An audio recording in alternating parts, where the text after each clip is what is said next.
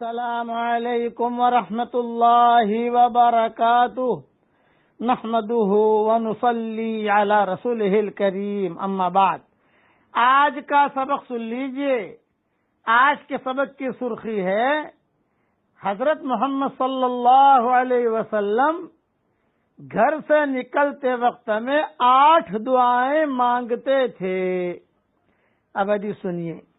حضرت ام سلمہ رضی اللہ تعالیٰ عنہ روایت کرتی ہیں کہ حضور صلی اللہ علیہ وسلم جب بھی میرے گھر سے نکلتے تو آسمان کی طرف نگاہ اٹھا کر یہ دعا پڑھتے۔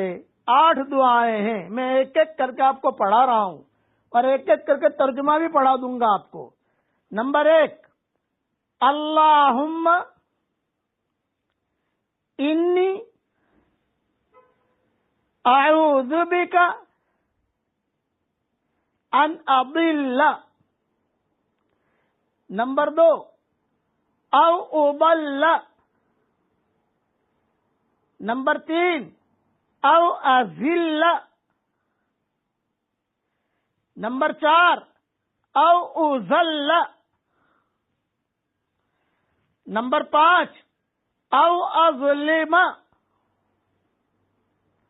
نمبر 6، او اظلم۔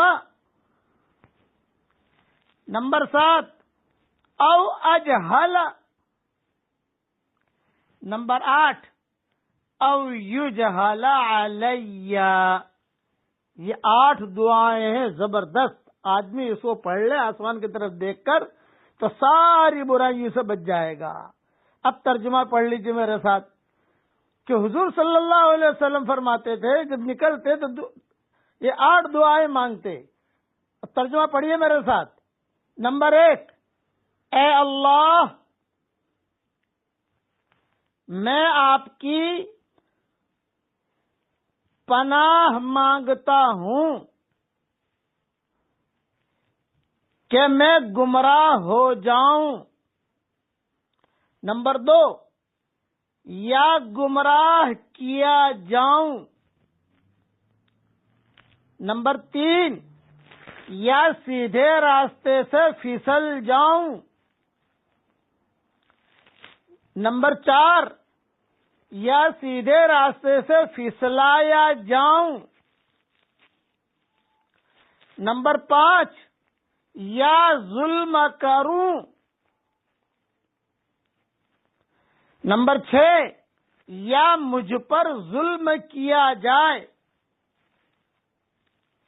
نمبر 7، یا میں جہالت میں برا برتاؤ کروں۔